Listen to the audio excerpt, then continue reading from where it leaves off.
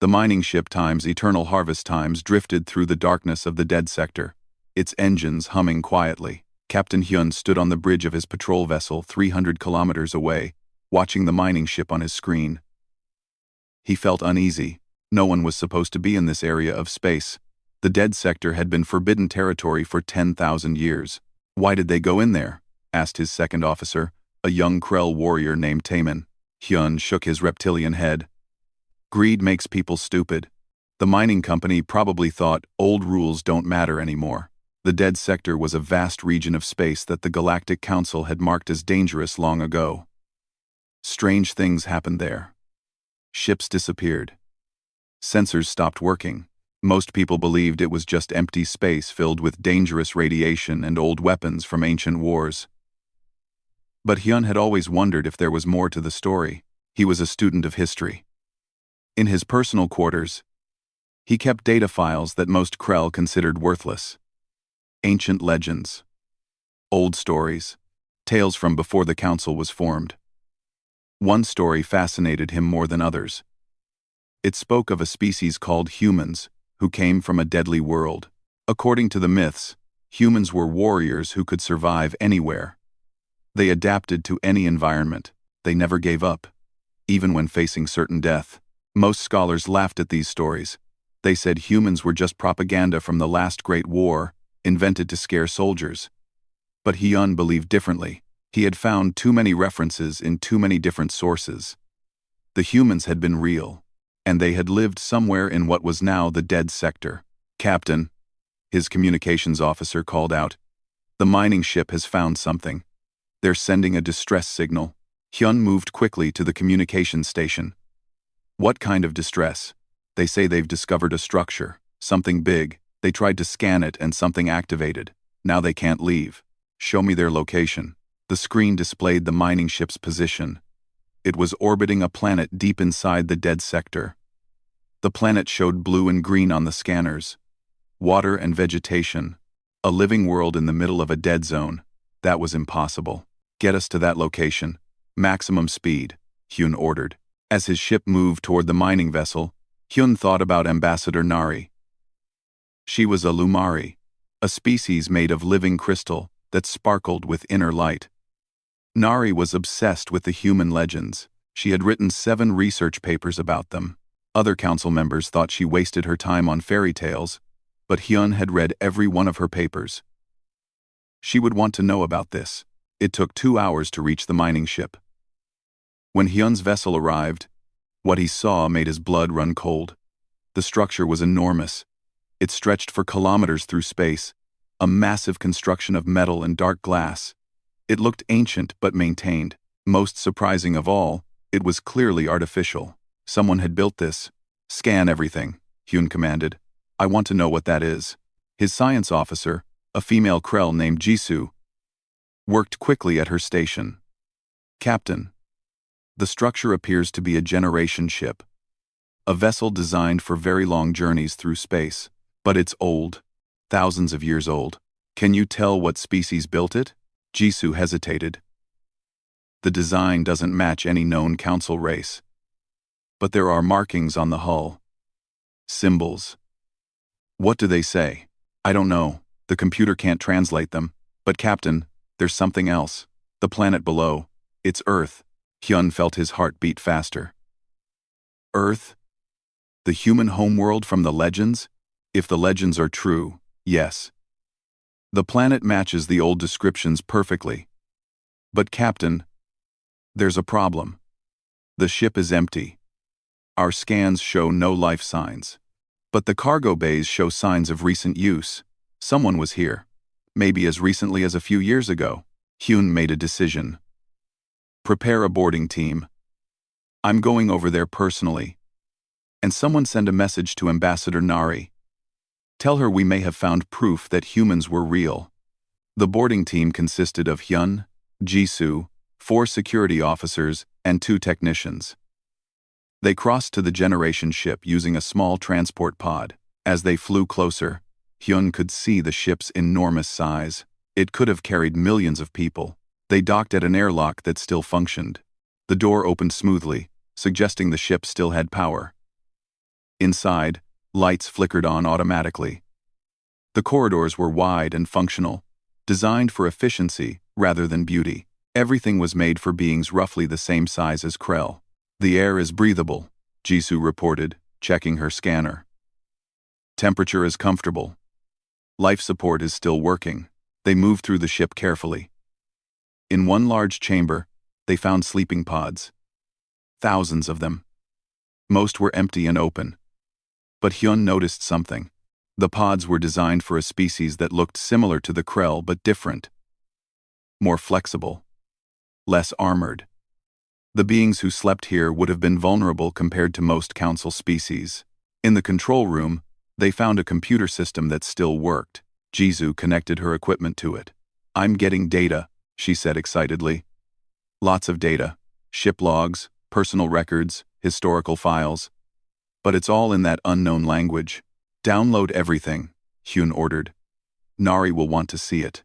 Then one of the technicians called out, "Captain, you need to see this." Hyun walked to where the technician stood.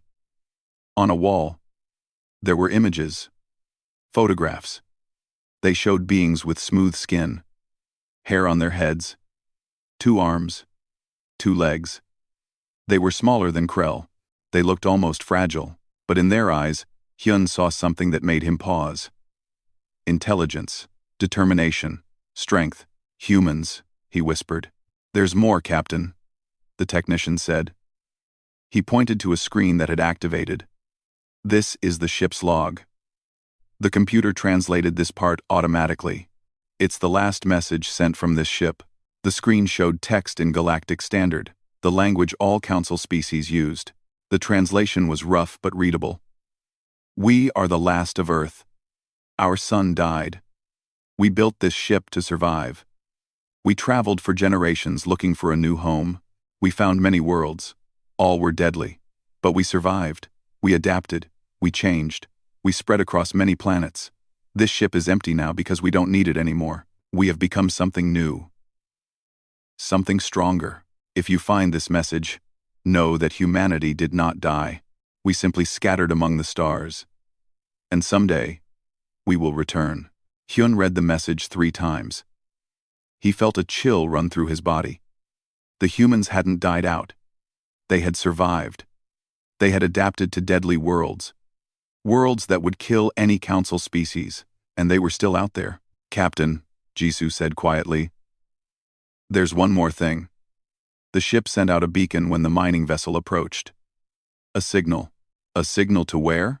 Into the dead sector. Deep into it. And Captain, we're receiving a response. On the screen, 3 dots appeared, 3 ships, heading toward them. They were moving fast. Very fast. "How long until they arrive?" Hyun asked. 6 hours. Hyun looked at the human faces in the photographs. "Contact Commander Jiho. Tell him to bring the entire patrol fleet. And get me Ambassador Nari. Tell her that legends are about to become reality." As the Krell team returned to their ship, none of them noticed the small camera in the corner of the control room. It tracked their movement, and far away, on a world that would kill any Krell within minutes, a human woman watched the footage. She smiled. "They found us," Admiral Sora said. "After all these years, it's time to go home." Commander Jiho arrived with 12 warships. They formed a defensive circle around the generation ship and the planet below. Every weapon was armed and ready. Every sensor was scanning for threats. The 3 unknown ships were now only 1 hour away. Ambassador Nari had come too. Her crystalline body glowed with excitement as she reviewed the data from the generation ship. "This is incredible," she said to Captain Hyun. "These logs confirm everything. Humans were real. They survived. And they're coming." "Will they be hostile?" Jiho asked. He was older than Hyun, with scars across his scaled face from many battles. "We don't know," Hyun admitted. "But we should assume they remember that someone destroyed their homeworld. Look at Earth below us. The scanners show massive radiation, ancient weapon impacts. Someone attacked them." Nari nodded slowly. "The war. The Great War before the Council was formed. We have so few records from that time. So many species fighting. So much destruction. Captain Hyun, the communications officer, called. The unknown ships are coming out of faster-than-light travel. They're here. On every screen, 3 human vessels appeared. They were nothing like Council ships. Council vessels were sleek and elegant, designed to show power through beauty. These human ships looked brutal. They were covered in thick armor plates. Weapons bristled from every surface. Scorch marks and repair patches covered their hulls. These were ships built for one purpose: war. They're smaller than our vessels, Jiho observed. But look at those engines. They're powerful. Very powerful. Try to communicate, Hyun ordered. All frequencies. Every language. The communications officer worked for several minutes. No response, Captain. They're not answering. The human ships moved into a formation that made Jiho tense. That's an attack pattern. They're preparing for combat. We need to show them we're not hostile, Nari said urgently. Deactivate weapons. Show them we want peace. Jiho shook his head. That's too dangerous. We don't know their capabilities. Before they could decide, the human ships moved.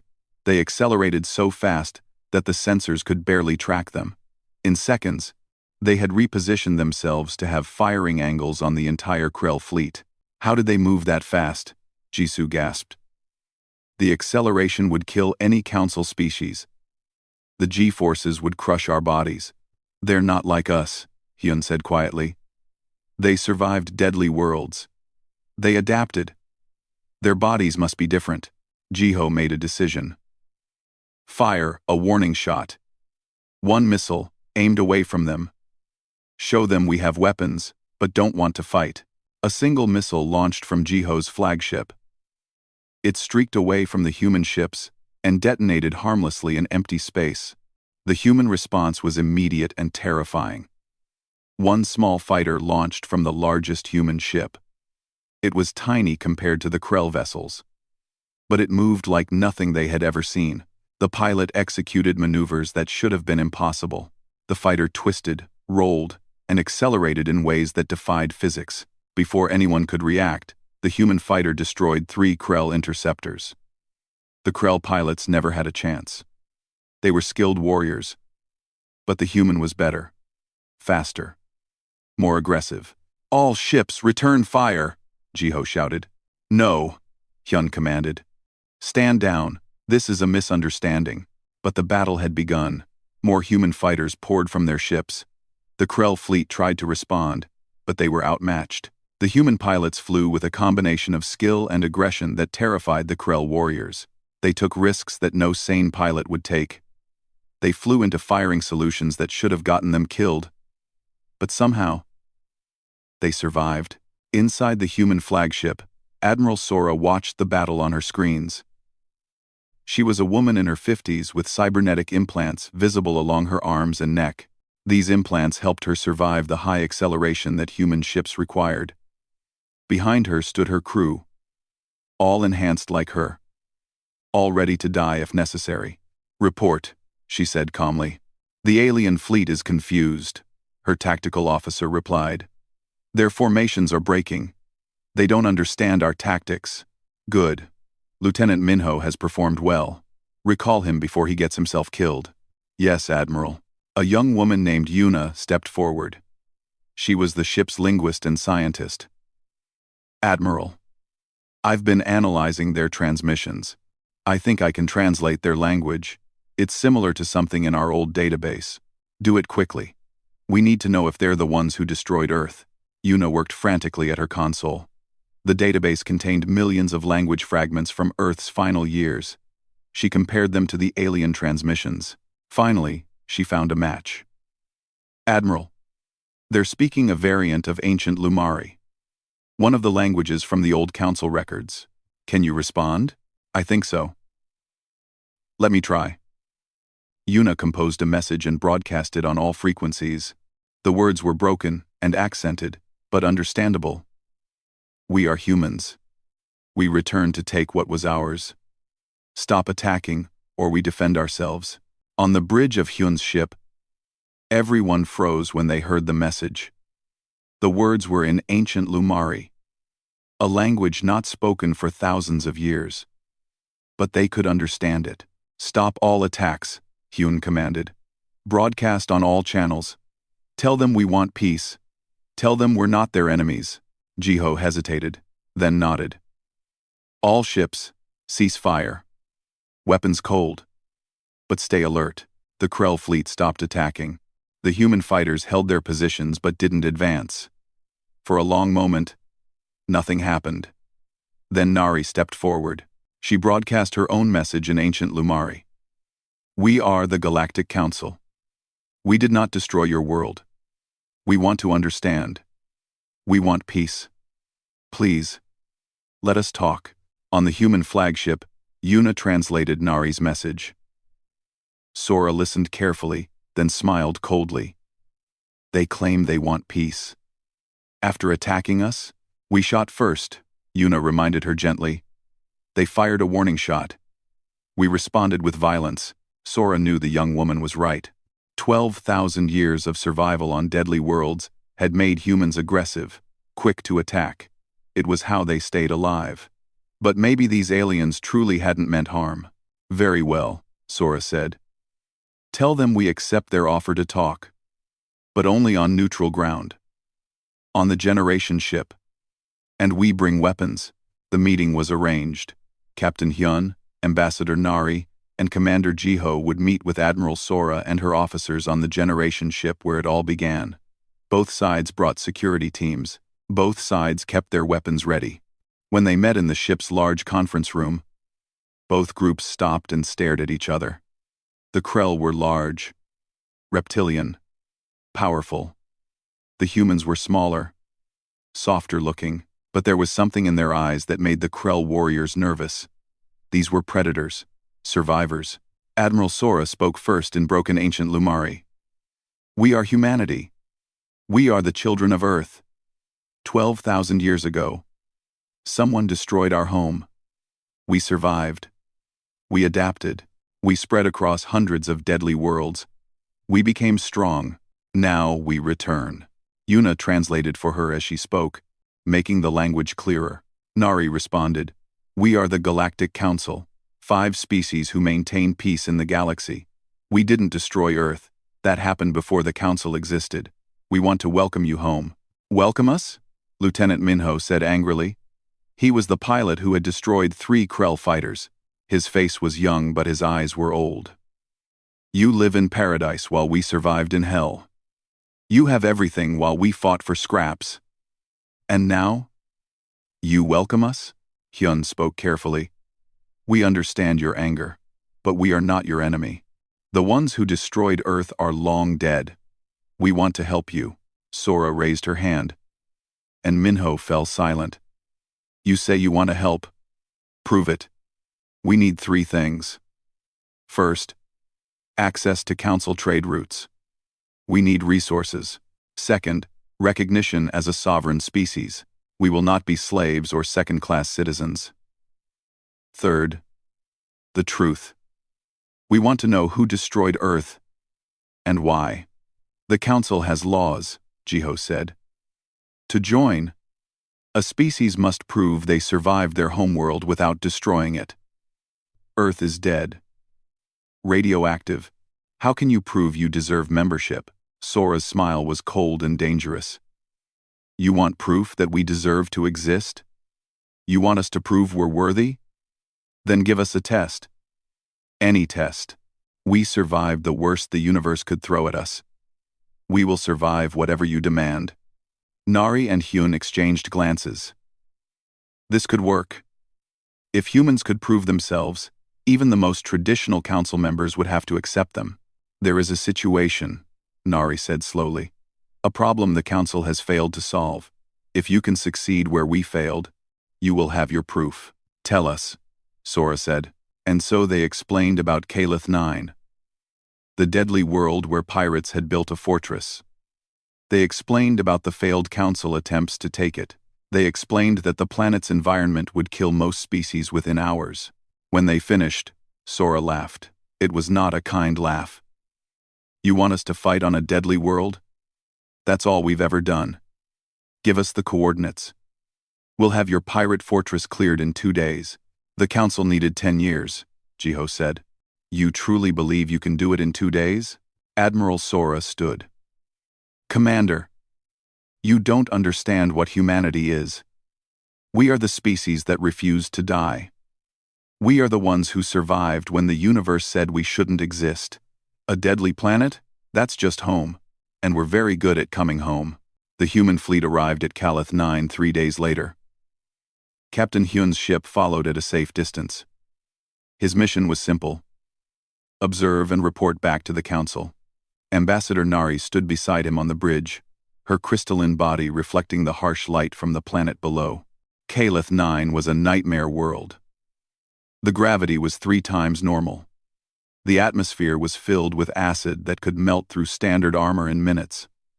Radiation storms swept across the surface constantly. The temperature swung between freezing and boiling. The council had tried to take the pirate fortress 4 times. Each attempt had failed with heavy casualties. They're insane if they think they can land on that planet, said Taemin, Hyun's second officer. Look at their preparations, Jisoo said from her station. They're not scared at all. On the human flagship, Admiral Sora addressed her assault team. 200 soldiers stood in the cargo bay, wearing powered armor covered in thick plates. The armor was designed for high gravity and corrosive environments. Each soldier carried weapons that looked primitive by council standards but deadly effective. You all know the mission, Sora said. The fortress is built into a mountain. Heavy defenses. Approximately 500 pirates inside. The council thinks this is impossible. Let's show them what impossible means to humanity. The soldiers didn't cheer, they simply nodded. They had all grown up on deadly worlds. They had all faced worse than this. Lieutenant Minho stood with his fighter squadron in another bay. His mission was to suppress the fortress's air defenses. Remember, he told his pilots, the radiation will mess with our sensors. Fly by sight, trust your instincts, and don't die. Admiral Sora gets angry when we die. One of the pilots, a young woman named Hana, grinned. She's always angry. True, Minho admitted. So let's make sure it's the enemy she's angry at. Not us. The assault began at dawn. 20 dropships descended through the atmosphere while Minho's fighters screened them. The radiation was worse than expected. Sensors flickered and died. Communication became difficult, but the humans adapted. They flew using visual references. They communicated with hand signals when radios failed. The pirate fortress opened fire. Anti-aircraft weapons lit up the sky. 2 dropships were hit. One crashed into the acid sea below. The other managed to land, but half its soldiers were dead. Minho's squadron responded with fury. They dove through the radiation storms, their fighters screaming through the toxic air. They targeted the anti-aircraft positions with precision. 3 fighters were destroyed, but they succeeded. The fortress's air defenses went silent. The dropships landed 5 kilometers from the fortress. The soldiers emerged into hell. The acid rain started immediately. It hissed against their armor. The gravity pulled at them, making every step difficult. The radiation levels would have killed any unprotected person in seconds. Move out, commanded Bauman, the assault team leader. He was a large man, even by human standards, with scars covering the visible parts of his face. Combat formation. Weapons hot. On Hyun's ship, the Krell watched in amazement. They're walking, Taemin said. In that environment, they're just walking. Their armor must be better than ours, Jisoo suggested. No, Hyun said quietly. Look at their posture, the way they move. They're used to this. They've trained in worse conditions than this. The human soldiers moved toward the fortress. The pirates, a mixed group of renegade Krell and Vesh, had prepared defenses. They had mines. They had automated turrets. They had prepared ambush positions. But they had never fought humans before. The humans didn't advance in straight lines. They moved like water. flowing around obstacles, using the terrain. When they triggered a mine, they didn't retreat. They pushed forward. When automated turrets opened fire, they didn't take cover. They charged. Bauman led from the front. A pirate sniper shot him in the shoulder. The powered armor stopped the bullet, but the impact knocked him down. He stood up immediately and kept moving. "That one's mine," he said calmly. The pirates were brave warriors. They had defeated Council forces before, but they had never seen anything like this. The humans fought with a combination of skill and aggression that was terrifying. They used the planet's deadly environment as a weapon. When pirates chased them into radiation zones, the humans kept fighting while their enemies collapsed. When acid rain intensified, the humans advanced because they knew the pirates' equipment was failing. Inside the fortress, the pirate leader Vex watched his defenses crumble. He was a large Krell warlord with decades of combat experience. "What are they?" he roared at his second-in-command. "The council calls them humans, my lord. They're the species from the old legends." "Like sand. Legends don't bleed," Vex snapped. "And I've seen several of them go down." "Yes, my lord. But the rest keep coming. They don't stop. They don't retreat. And they carry their dead with them." That last detail chilled Vex. The humans were taking casualties but refused to leave anyone behind. They fought with the knowledge that death was possible but not acceptable. It was the mindset of warriors who had faced extinction and refused it. The humans reached the fortress walls. This was where the Council forces had always failed. The walls were 30 meters high, made of reinforced concrete and steel. Turrets covered every approach. The Council had tried to bomb the walls from orbit, but the fortress had shields. They had tried to tunnel under, but the bedrock was too hard. They had tried direct assault, but the defenses were too strong. The humans tried something different. They went around. Bauman studied the fortress through his damaged helmet display. "The river," he said. "See the toxic river that flows past the eastern wall? The pirates dumped their waste there for years. The acid is 3 times stronger than the rain." "So?" asked one of his soldiers. "So their sensors won't work in that area. Too much interference. And they won't expect anyone to swim in acid." "You want us to swim in acid? Our armor can handle it for 30 minutes. That's enough time to reach the drainage system and enter the fortress from below." On Hyun's ship, Nari watched in horror as 50 human soldiers entered the toxic river. "They'll die," she whispered. "The acid will eat through their armor." "Maybe," Hyun said. "Or maybe they know something we don't." The humans swam through acid that would have dissolved Krell flesh in seconds. Their armor held. Barely. Several suits began to fail. The soldiers inside felt the acid burning through. They kept swimming. They had a mission. They emerged inside the fortress's water treatment facility. Their armor was pitted and scarred. 3 soldiers had suffered acid burns where their suits had failed. They ignored the injuries and kept moving. The pirates never expected an attack from inside. The humans moved through the fortress's lower levels like ghosts. They took out guard posts silently. They sabotaged power systems. They opened the main gates from the inside. The rest of the assault force poured in. Now the battle became close-quarters combat. The pirates fought hard. They knew defeat meant capture or death. But the humans fought harder. They fought like people who had been told they shouldn't exist and decided to prove the universe wrong. Bauman found Vex in the command center. The pirate warlord was massive, twice the size of any human. His scales were thick as armor. His claws could tear metal. He was a warrior who had killed hundreds in personal combat. They fought for 5 minutes. Vex was stronger. He was bigger. He had more experience. But Bauman refused to stay down. Every time Vex knocked him over, Bauman got up. Every time Vex wounded him, Bauman kept fighting. Finally, Bauman did something unexpected. Instead of trying to overpower Vex, he used the pirate's strength against him. He dodged a claw strike, grabbed Vex's arm, and used the warlord's own momentum to throw him into a wall. Vex hit hard enough to crack the concrete. Before he could recover, Bauman's soldiers had weapons pointed at his head.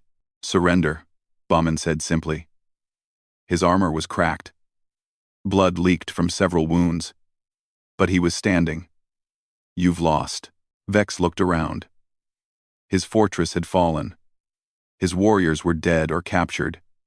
These small, soft creatures had defeated him. "How?" he asked.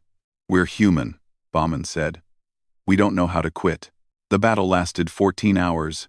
47 humans died. 89 were wounded. But they accomplished in less than a day what the Council couldn't do in 10 years. They carried their dead personally, refusing Council aid. They tended their wounded themselves. They didn't celebrate victory. They had simply done their job. On Hyun's ship, the Krell and Nari stood in stunned silence. They had just witnessed something impossible. Humans had taken a fortress on a deadly world, with fewer casualties than any Council force had suffered. "They're terrifying," Taemin whispered. "No," Hyun corrected. "They're survivors. And now the Council will have to accept them." Admiral Sora stood on the fortress walls, looking up at the stars. Her armor was damaged. Her face was tired. But she was satisfied. They had proven humanity's worth. Now the Council would have to give them what they deserved. Yuna approached her carefully. "Admiral, Captain Hyun is requesting permission to come down. He wants to formally congratulate us." Sora nodded. "Let him come. And Yuna, start preparing a speech. We're going to address the Council. We're going to tell them that humanity is no longer a legend. We're real, we're powerful, and we're not asking for permission to exist anymore." Behind her, the human flag was raised over the conquered fortress. It was a simple design. A blue circle representing Earth, surrounded by stars. Beneath it were words in dozens of human languages, all saying the same thing. "We survived." And on a distant Council station, 5 species received the report and knew that the galaxy had changed forever. Humanity had returned. And nothing would ever be the same. The Galactic Council granted humanity provisional status. It was a historic moment. For the first time in thousands of years, a new species joined the Council. Humans were given 3 colony worlds and limited trading rights. Admiral Sora stood before the Council chambers and accepted on behalf of all humanity.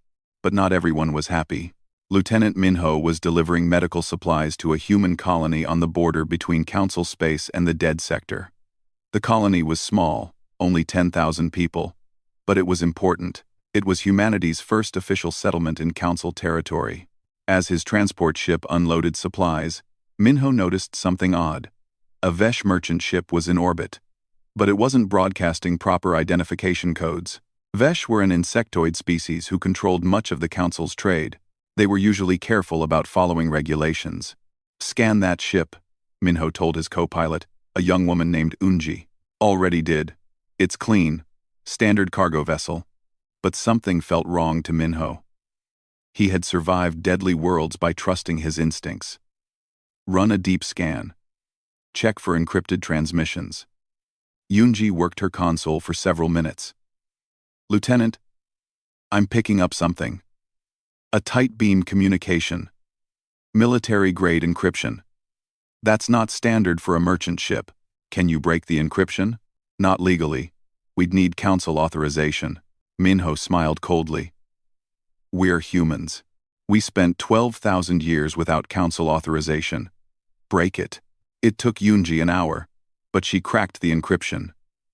What she found made her blood run cold. "Lieutenant, this is a hiring contract. Someone is paying mercenaries to attack human settlements. Who's paying? I don't know. The encryption uses Council security protocols. Whoever is behind this has high-level access." Minho made an immediate decision. "Record everything. Make copies. Then we're going to Admiral Sora." Admiral Sora was on New Haven, humanity's largest colony. 2 million people lived there, spread across 3 continents. It was a beautiful world. Surprisingly Earth-like. When humans first saw it, many wept. It reminded them of the home they had lost. Minho arrived and presented his evidence. Sora listened carefully, her face growing harder with each detail. "Someone in the council wants us dead," she said finally.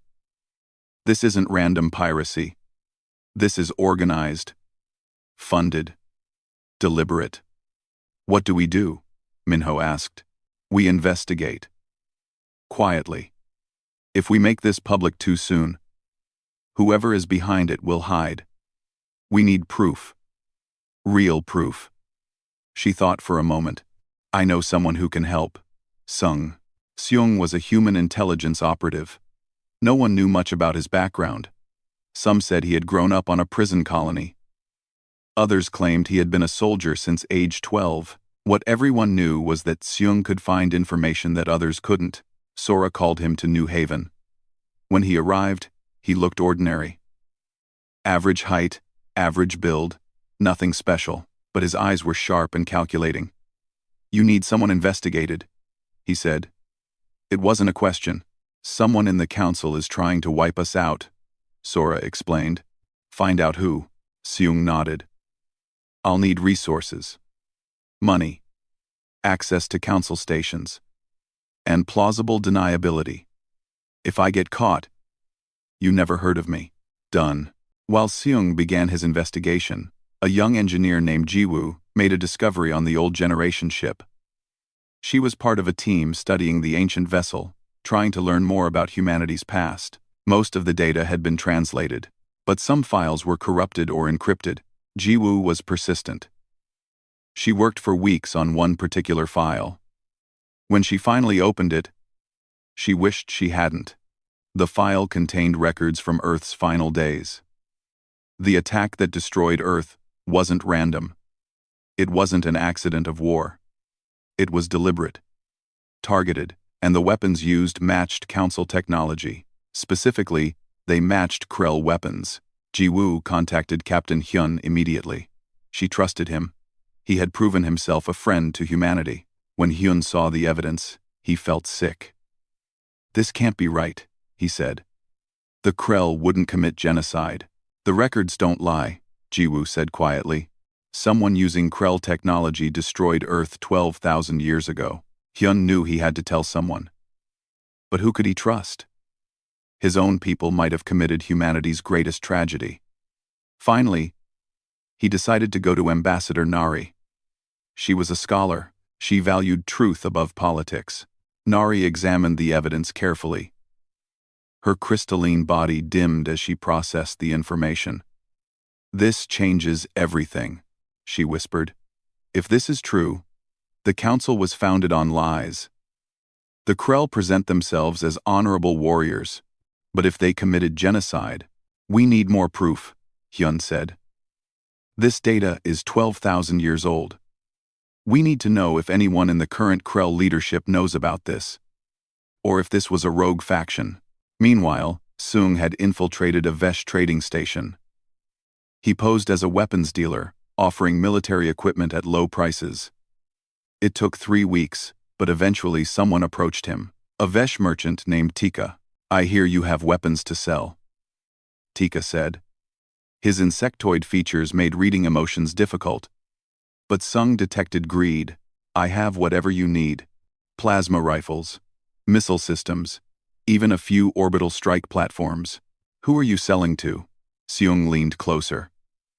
"Anyone who pays. I heard there's a market for weapons aimed at human colonies." Tika's antennae twitched. "You heard correctly. There's a group willing to pay well for weapons that can break through human defenses. They plan to hit New Haven soon." Seung kept his face neutral. "New Haven? That's a big target. The humans need to be eliminated before they become too powerful. The council made a mistake accepting them. My employers will correct that mistake." "Who are your employers?" Tika hesitated. "Powerful people, Krell military, high-ranking. They're planning something big, an attack during the Festival of Return. That's when all the human leaders will be gathered in one place." Seung had heard enough. He recorded everything and left the station immediately. But Tika had been suspicious. He reported the encounter to his employers. Within hours, assassins were hunting Seung. Seung barely escaped with his life. He took a stolen ship and fled toward New Haven. Enemy vessels on his trail. He sent his evidence to Admiral Sora with a simple message. They know I know. Coming in hot. Prepare for war. When Sora received Seung's evidence, she called an emergency meeting. Captain Hyun and Ambassador Nari were already there with Jiwoo's evidence. Yuna was analyzing both sets of data. Minho and his squadron were on alert. Let me make sure I understand, Sora said coldly. The Krell destroyed Earth 12,000 years ago. And now, a faction of the Krell military is planning to finish the job at New Haven. In 5 days. That's correct, Hyun said. His voice was heavy. I've been trying to verify the chain of command. The conspiracy goes high, very high. A general named Thex is leading it. He has support from some old-line Krell families who fear humanity's military potential. How many ships does he have? Minho asked. At least 3 battlecruisers and 30 fighters, plus mercenary support. Maybe more, Sora calculated quickly. We have 2 capital ships at New Haven and 20 fighters. We're outnumbered. You need to evacuate, Nari urged. Cancel the festival. Get your people to safety. No, Sora said firmly. If we run, we prove we're weak. We prove we don't deserve to be here. And they'll just hunt us again later. She looked at Hyun. You're Krell. Are all your people behind this? No, Hyun said immediately. Most Krell know nothing about this. If they knew, many would oppose it. The Krell value honor. This conspiracy spits on everything we believe. Then help me stop it. Hyun took a deep breath. This was treason. If he helped humanity against his own people, he could never go home. His career would be destroyed. His family would disown him, but he thought about the photographs on the Generation ship, those human faces, those children who had died in fire 12,000 years ago. I'll help, he said. I'll contact my former students in the Krell fleet. The ones I trust. I'll tell them the truth. Some will believe me. Some won't, but those who do will stand with us. That might not be enough, Minho said. It'll have to be, Sora replied. She stood up, her cybernetic implants glowing in the dim light. Send a message to every human colony. Tell them what's coming. Tell them to prepare. And tell them that humanity has faced extinction before. We survived then. We'll survive now. Yuna spoke quietly. What if we don't? What if they destroy New Haven? 2 million people will die. Sora's face was hard as stone. Then 2 million people will die fighting. But we won't make it easy. And we won't be forgotten. That's what it means to be human. We don't quit. We don't surrender. And we never, ever go quietly into the dark. On a Krell military station far from New Haven, General Thex received a report that Seung had escaped with evidence. He smiled coldly. It didn't matter. His fleet was ready. In 5 days, they would attack New Haven during the festival. They would kill humanity's leadership. They would destroy their largest colony. And they would prove that humans were too dangerous to exist. Prepare the fleet, he ordered. We launch in 4 days. And tell the mercenaries to show no mercy. Humans adapt quickly. We need to hit them so hard they can't recover. But what Thex didn't know was that Captain Hyun had already contacted 27 Krell ship captains he had trained over the years. He told them the truth about Earth. He showed them the evidence, and he asked them to choose honor or genocide. 18 said yes. 18 Krell captains agreed to defend humanity against their own people. It wasn't much, but it might be enough.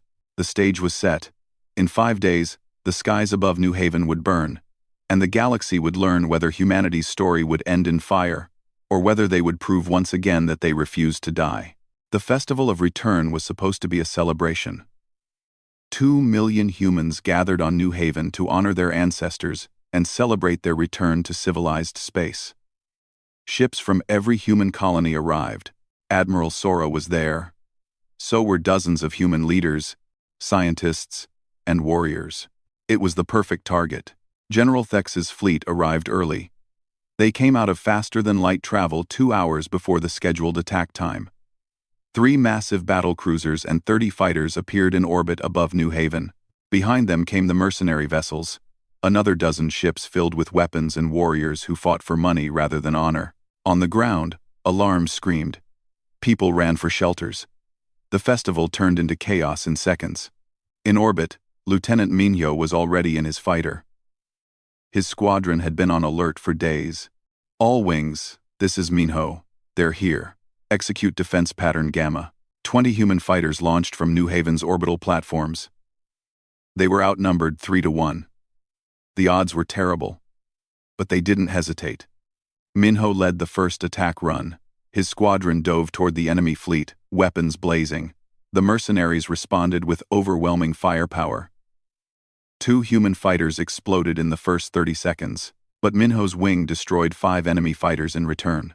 Break and scatter, Minho commanded. Use the debris field. Don't give them easy shots. The human pilots obeyed. They had trained for this. They knew how to fight when outnumbered. They used every trick they had learned, surviving on deadly worlds. They took risks. They flew through danger that would make other pilots freeze. They made every shot count. On the planet below, Admiral Sora watched the battle from the command center. The shields were holding, but barely. If the enemy battle cruisers got into bombardment position, New Haven would burn. How long until our reinforcements arrive? She asked. Captain Hyun's fleet is 20 minutes out, Yuna replied. If they're coming, they'll come, Sora said with certainty. Hyun gave his word. On the bridge of General Thex's flagship, the general watched the human fighters with contempt. They fight well for animals. But it doesn't matter. Prepare main weapons. Target the capital city. We'll burn them all. His tactical officer hesitated. General, is this honorable? Targeting civilians? Thex's claws scraped across his command chair. Honor is for the victors. The humans are a threat to everything the Krell have built. We eliminate threats. Now, fire. The battle cruiser's main weapons began to charge. In 90 seconds, they would unleash enough firepower to destroy New Haven's capital city and kill 1 million people in an instant. Then something impossible happened. Krell warships emerged from faster-than-light travel. But they weren't reinforcements for Thex. They positioned themselves between the General's fleet and New Haven. Captain Hyun's voice broadcast across all channels.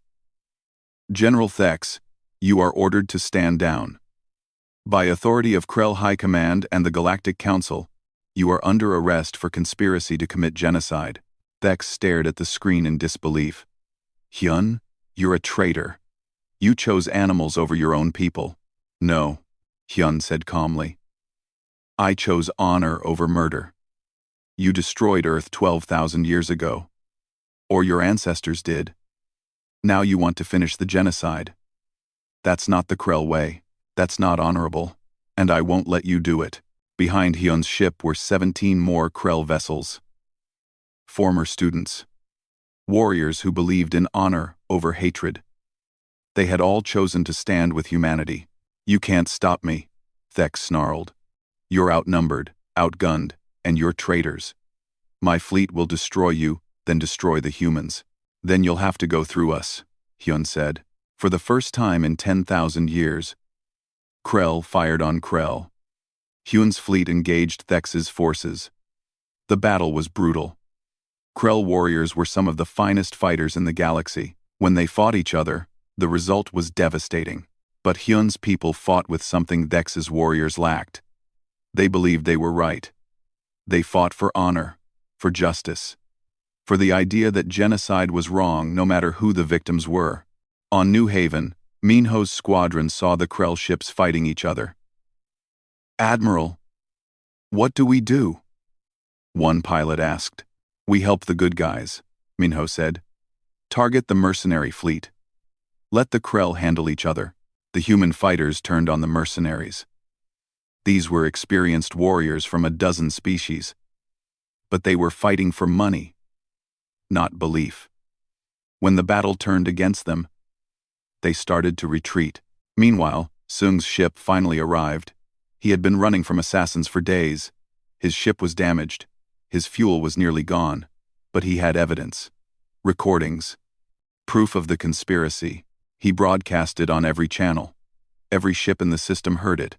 Every station. Every colony.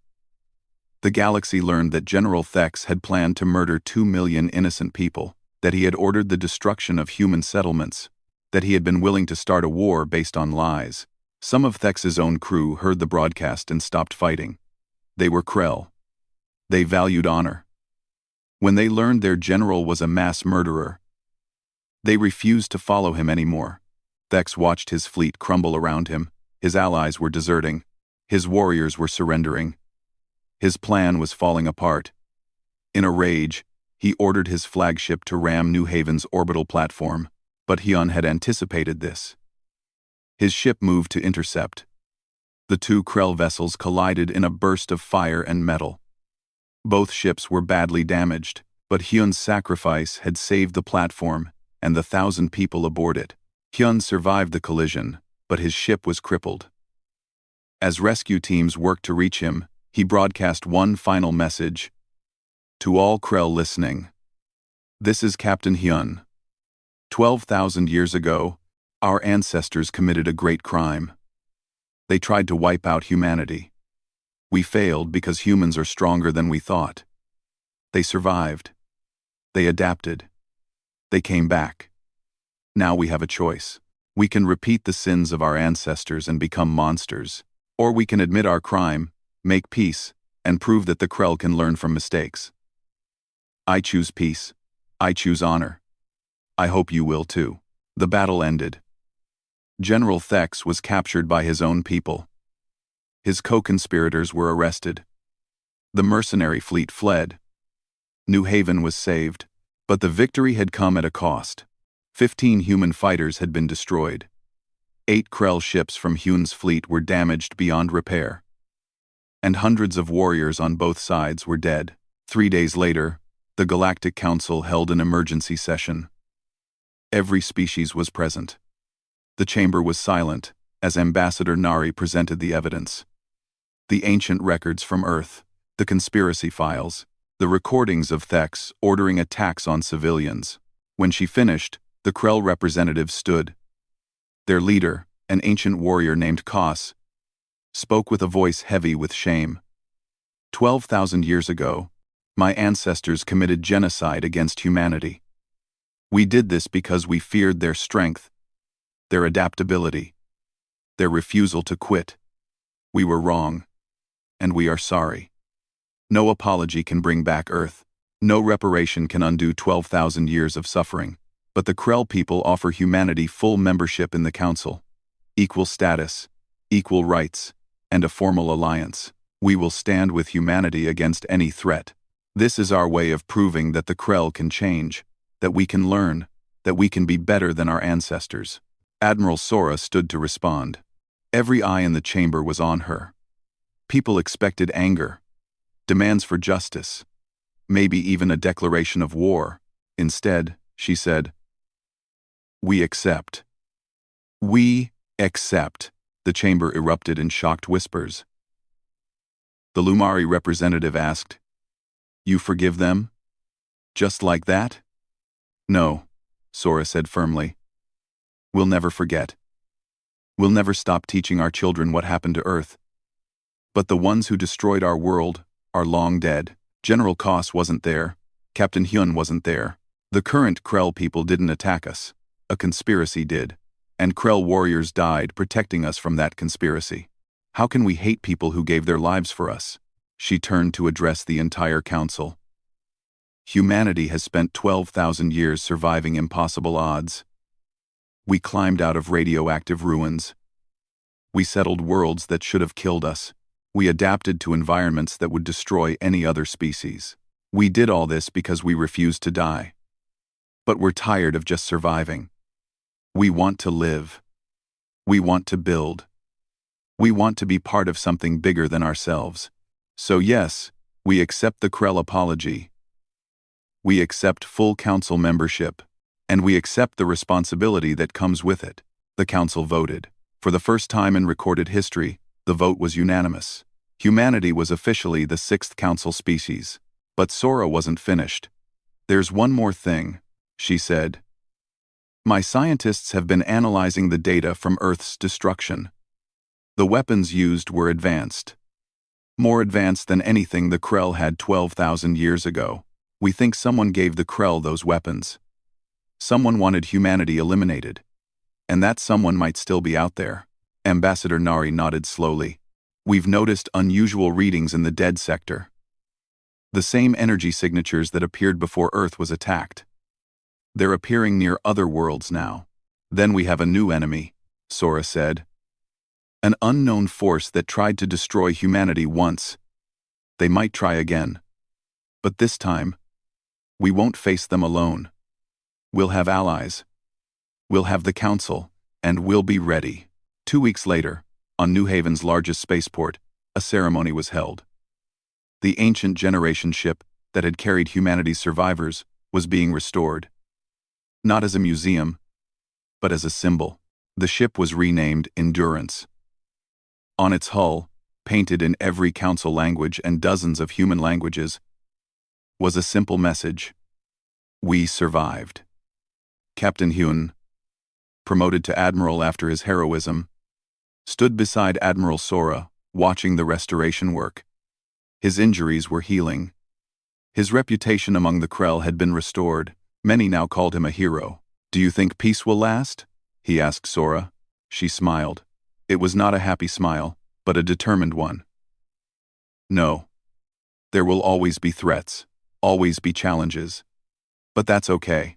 Humans are good at facing challenges. What will you do now?" "What humanity has always done. We'll build, we'll explore, we'll grow stronger, and we'll be ready for whatever comes next." She looked up at the stars.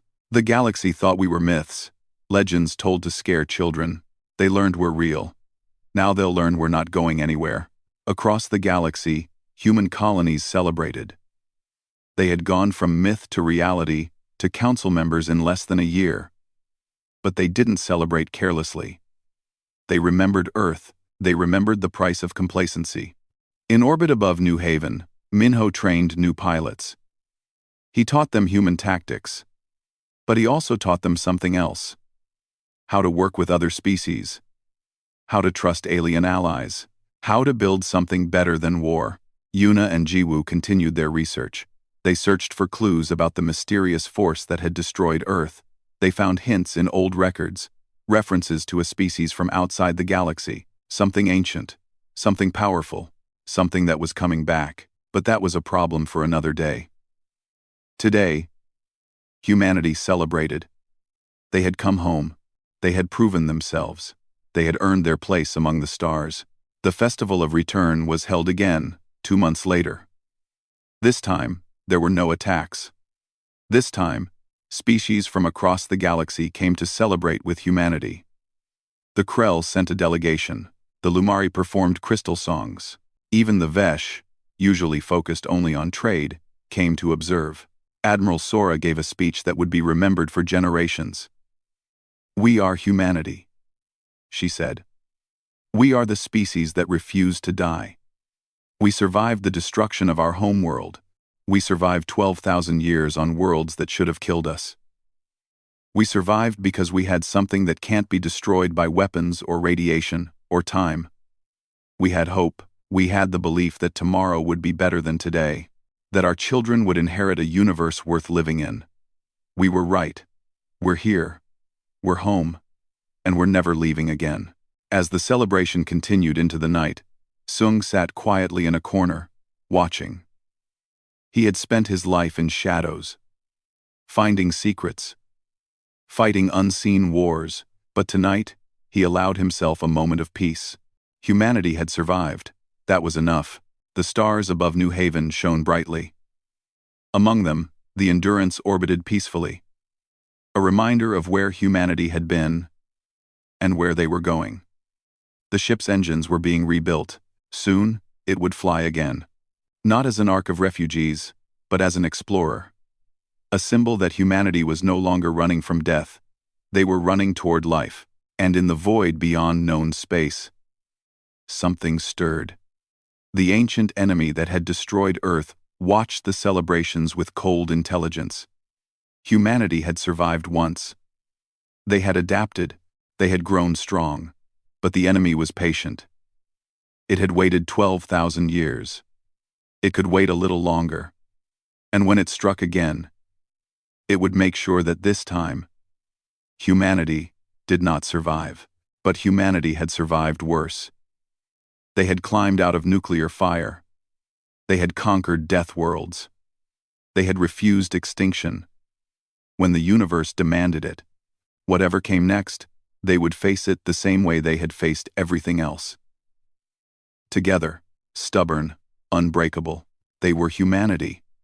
They had thought themselves into myth and fought their way back to reality, and they would never stop fighting, never stop adapting, never stop surviving. Because that's what humans did. That's what they were, the last survivors of Earth, the children of a dead world, the species that refused to die, and they were just getting started.